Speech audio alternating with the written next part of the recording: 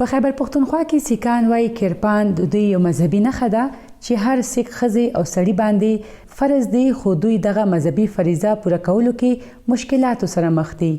دغه 4-5 انچي خنجر یا کرپان چې غلاف کې بند وي او هر سیک ځان سره د کپړو د لاندې یا د کپړو د پاسه رازوند کړی وي د سیک مذهب یو لازمي برخه ده او د ناانصافي خلاف د کوشش یو علامت دی.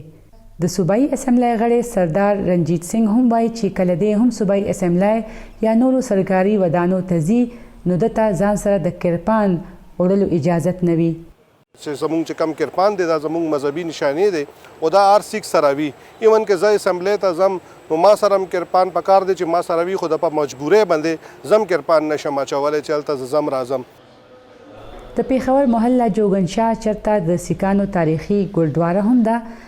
دغه محله کې اوسیدونکو د سیکانو یو مذهبي مشر بابا ګروپال سنگھ هم وایي څنګه پاکستان د هند سیکانو لپاره کرتارپور راهداري کولا وکړه، پکار ده د پاکستان حکومت د دلته سیکانو مذهبي ازادي حق هم یقیني کړي. چې څنګه مطلب دلته د نوره مذهبي ازادي د موږ چې د کرپان هم چې کم دی دوله اجازت ملاو شي، ولې چې پاکستان جوړېدو نه پهله او بعد کې کرپان باندې هیڅ قسم داسې قتل عام یا داسې څه واقعه نه ده شوې. موجوده وخت کې هیڅ قسم اف آی آر پې نشته. سیک قوم چې کم دی په پاکستان کې پر امن اوسېږي او دا د دوه مذهبي رایټس دی. نو موږ ډیمانډ کوو چې مطلب لوکل سطح باندې چې کم موږ پاکستان کې انټرنل جاز کې سفر کوو کراچۍ له یا سند له یا دیگر پروونس له چې په جاز کې موږ له اجازت راکړي، او سیکنډ چې کم های کورټ سپریم کورټ یا دیگر زموږ ادارې ډپارټمنټ دي چې په دې کې هم څه لیګل دی له داسې قانون سازي څه پالیسي وکړي چې بار بار داسې مسایل موږ له نه جوړېږي.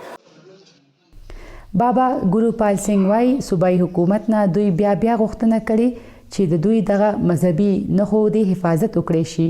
چونکې تاسو خبره کوئ د کرپان، نو د سیک باندې 15 شي نه مذهبي فرض دي. پهلا کیس داړي کیس په وختانو له داړي وای ګیره ته هغه د پر دویمه کنګي تیجا کړای چوتا کچره انډرویر غونډه کې کچې شکل کې کپڑے نه جوړي هغه چو او پنځه مذهبي کرپان. نو دا د مذهبي یو سیک سره په دې باندې ګورو ګوبند سنگھ صاحب پرس کړی دي چې دا به یو سیک سره وي، کاغه میل وي کاغه فیمیل وي، نو د سیک سره د 5 کار چې کم دي لازمي دي.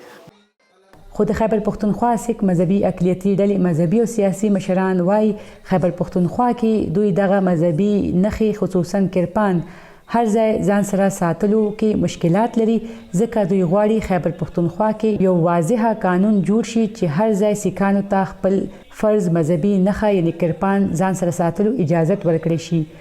کیمرمین هاشم علي سره سادیه قاسم شاه، VOA ډیوا، پېښور.